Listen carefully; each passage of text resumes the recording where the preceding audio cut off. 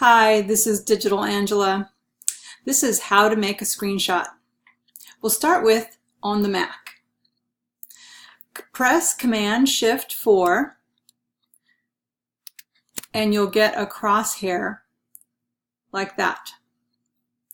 And you're going to click, hold, and drag the area you want to select. You could just select perhaps just the Earth image, or a little bit more if you want to include, for instance, the toolbar.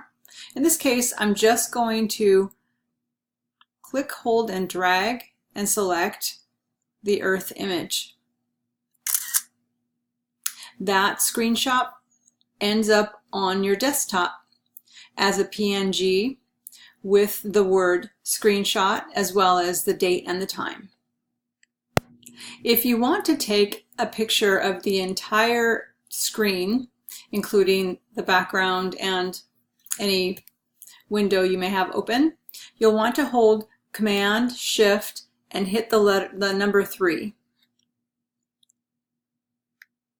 On the PC, you'll want to hold the Control key and then press the Print Screen key. It's that easy. This was Digital Angela. Thanks.